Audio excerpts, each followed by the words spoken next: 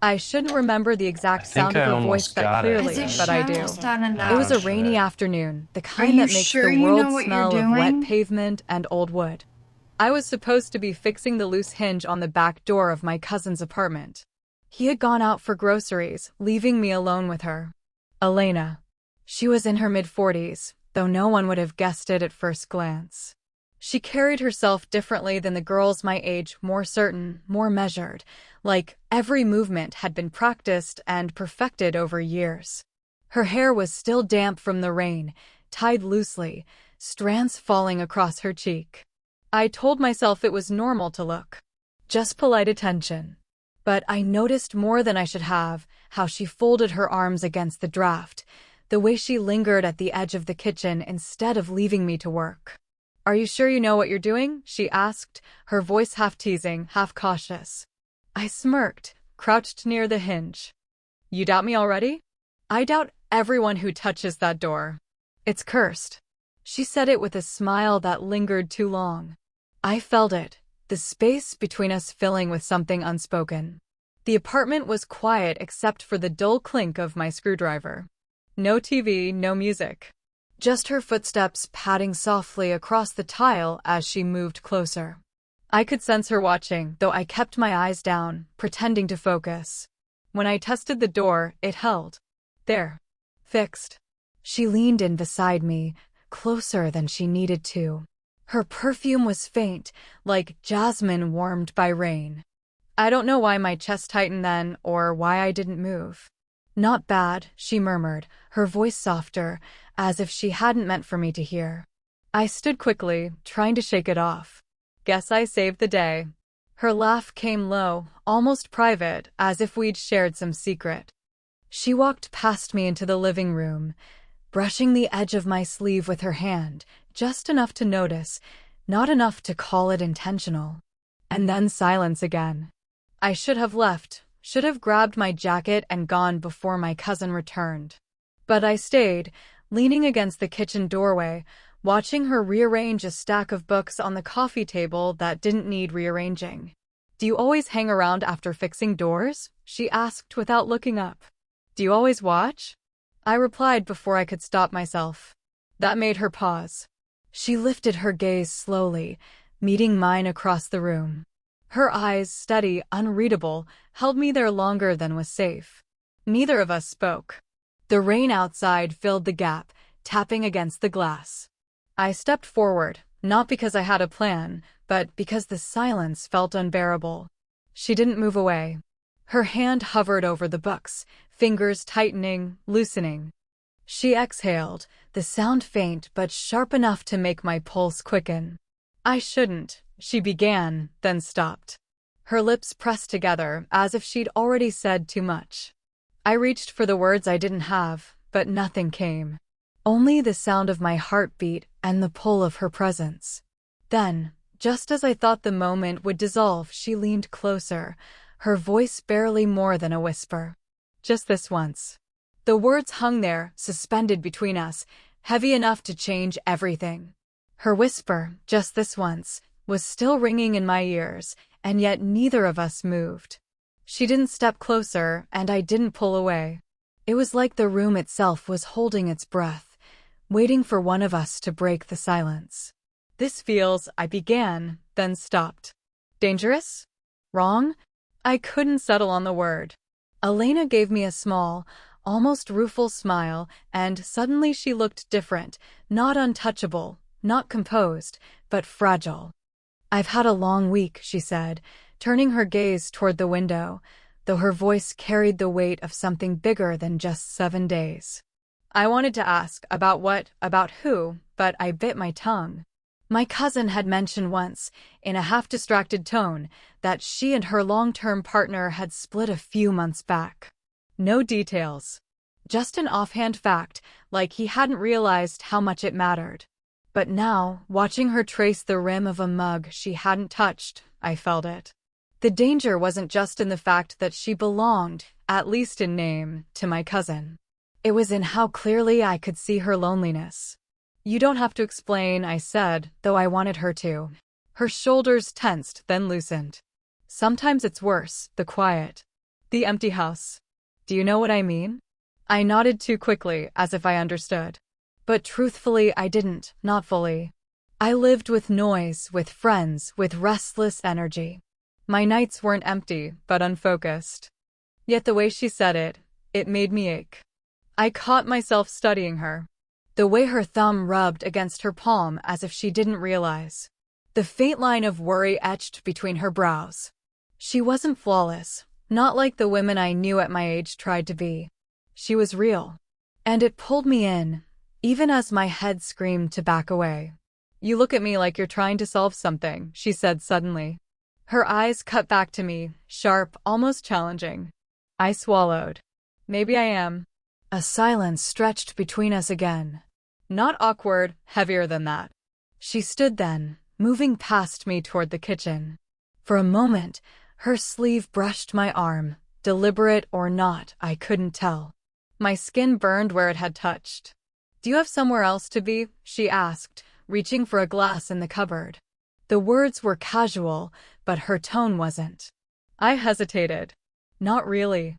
Her hand lingered on the cabinet handle before she let it drop. Then she turned, her eyes softer this time, and stepped closer than before. She didn't touch me right away, only let her gaze drift down to my arm, then back up. The air tightened. You could stay a little longer, she said quietly, her fingers grazing the inside of my elbow. My throat tightened. I almost told her everything I shouldn't, how much I wanted to, how wrong it felt, how I couldn't stop thinking about her already.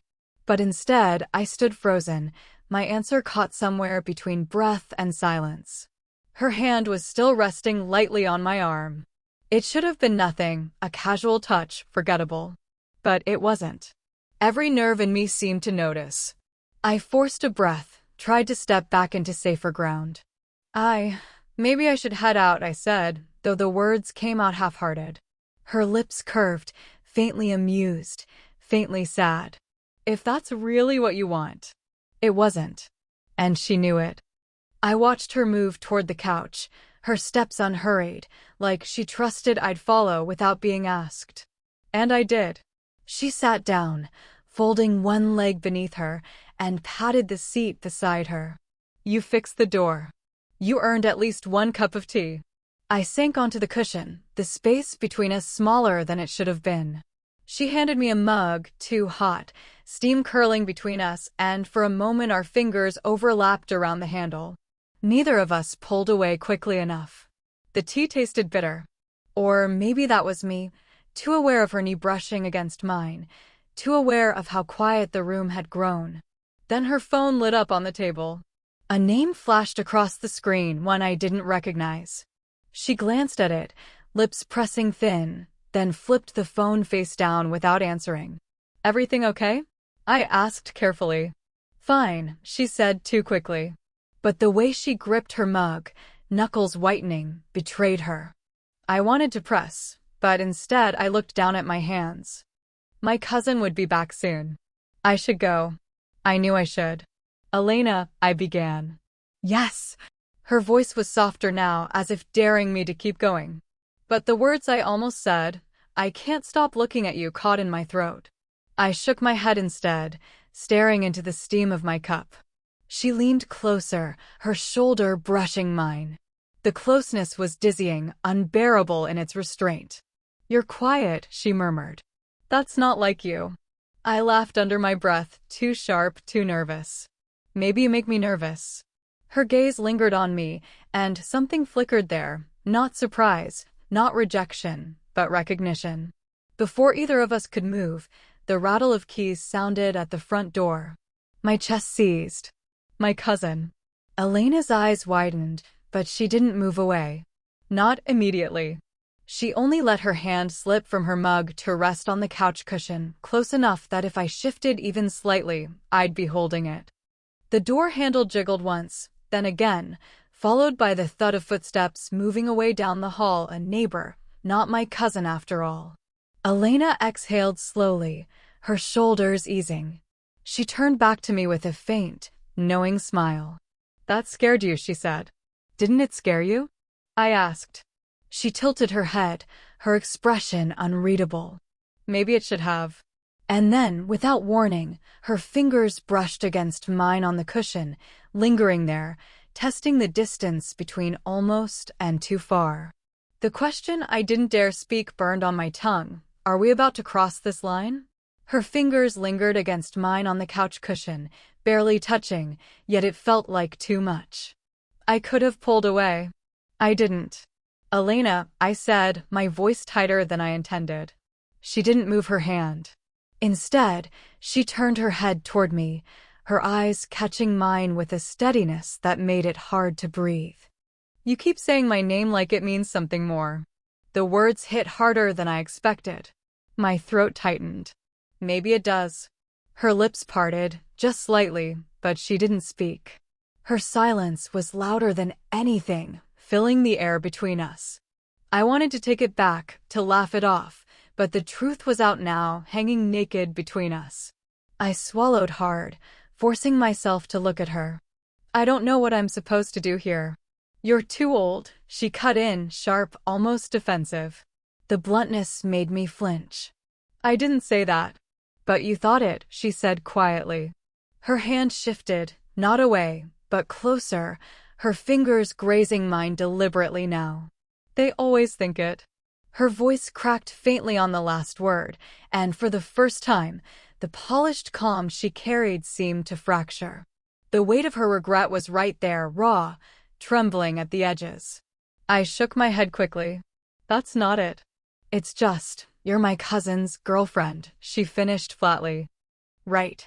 The label everyone thinks means more than it does. Her eyes locked on mine then, unguarded. Do you know what it's like to be wanted by someone only because they should want you? And then one day they stop? And you're left realizing you haven't really been seen in years. Her words left me reeling. My chest tightened with something between guilt and longing. I wanted to reach for her, to hold her, but my hands stayed frozen where they were. Elena, I whispered again, softer this time. She gave me a faint, humorless laugh. You're young. You'll get over this. I shouldn't even be, but she didn't finish. She just looked at me, eyes dark with something unspoken, something she couldn't swallow back down. I shifted closer without thinking, my knee brushing hers fully now. Her breath caught, and that tiny sound undid me more than anything else. We sat there, so close it was unbearable. My hand hovered, trembling, inches from hers. Tell me to stop, I said, my voice rough. Her eyes searched mine, wide, vulnerable, torn. She didn't say yes. She didn't say no. Instead, after a long, aching pause, she whispered, "What happens if I don't?" The words silenced everything else. The clock, the rain, even my heartbeat. I didn't move. Neither did she. We only sat there in that fragile, breaking moment, the air heavy with everything we hadn't yet done and everything we might. Her question, "What happens if I don't?" was still in the air when the silence broke, not by either of us, but by the sharp buzz of her phone against the coffee table. We both startled. She glanced at it, then froze. My cousin's name flashed across the screen. Neither of us moved for a long second. Then she snatched it up, pressed it to her ear, her voice suddenly steady, practiced. "Hey, yes, no, I'm here. It's fine. The door's fixed." Her words sounded normal, but her eyes flicked to me quick, tense, like she was holding something down. She ended the call quickly, setting the phone back down with more force than necessary. "He's not coming back tonight," she said flatly. Something in her tone wasn't relief. It was fear or maybe resignation. "Elena," I started, but she cut me off. "You don't understand," she said, standing abruptly, pacing a few steps before stopping with her back to me. "He doesn't care. Not really. We've been over for months, but he doesn't want to admit it. To himself, to anyone. I'm just convenient." Her voice cracked and she turned, her face raw now, stripped of composure. "Do you know what it feels like to be treated like a placeholder?" The words slammed into me. Placeholder. I stood, closing some of the distance. "No, I don't. But I know what it's like to want someone you're not supposed to. Her expression shifted, softening but also sharpening, as though I'd confirmed something she'd been afraid to believe. "I've known," she whispered. "From the beginning. The way you looked at me. You think I didn't notice?" Heat flooded my chest. Shame, yes, but also a strange kind of relief. She had noticed. I stepped closer, too close. "Then why didn't you stop me?" Her laugh was low, hollow. "Because part of me wanted to be seen again." "And you," she hesitated, her eyes glistening in the dim light. "You look at me like I'm not fading. Like I'm still worth something." That undid me. Whatever restraint I had left fractured right there. "Elena," I said, her name breaking in my mouth. I reached for her hand, and this time she didn't pull away. Her fingers curled into mine, trembling. For a moment, it felt like the line was gone, like nothing stood between us anymore. But then her eyes darted back toward the phone, toward the screen that still showed my cousin's name in the missed call log. Her jaw tightened. "What happens when he finds out?" she whispered. The question hung between us like a blade, cutting through whatever fragile closeness we had found. And in that silence, I realized this wasn't just about wanting her anymore. It was about choosing her, or choosing the safety of walking away. My heart pounded, and for the first time, I didn't know what I'd say next. Her question, "What happens when he finds out?" hung in the air, cold and sharp, but neither of us moved. "Elena," I said, my voice unsteady. "I don't care if he knows. I don't care what it looks like. She shook her head before I could finish, her hand slipping from mine. "You say that now. You're young. It feels bold, romantic, like nothing else matters. But when the wait comes, when he looks you in the eye and asks why, that's when it will matter." Her words were calm, but her eyes betrayed her wide, wet, torn between fear and something softer. I stepped closer. "Then tell me what you want. Not what's safe, not what keeps everything clean. You." For a moment, the mask she wore cracked. Her lips trembled, and she pressed a hand against her chest like she was holding something in. I want not to feel invisible anymore." The honesty in her voice staggered me. It wasn't polished or guarded. It was raw, desperate, stripped down to the truth she never gave anyone else. I reached up, gently brushing a strand of damp hair from her cheek. "You're not invisible. Not to me. You never were." She inhaled sharply, her eyes closing at the touch, and for the first time she leaned in instead of away. The distance between us vanished, the world narrowing to the warmth of her breath against mine. But just before our lips met, she pulled back, her hand gripping my wrist. "If we do this, there's no undoing it." "I know," I whispered. Her eyes searched mine, looking for hesitation, for fear. Whatever she saw there made her exhale, trembling. And then, finally, she closed the space. The kiss wasn't perfect. It wasn't the dramatic, cinematic kind. It was messy, hesitant, almost painful in how much we'd both held back. But it was real, more real than anything I'd known. When we broke apart, our foreheads rested together, breathless, silent. "This isn't supposed to happen," she murmured, though her hands were still on me, still clutching like she couldn't let go. I laughed under my breath, shaky. "Then let's stop pretending it didn't." She stared at me, searching again, but this time her expression softened.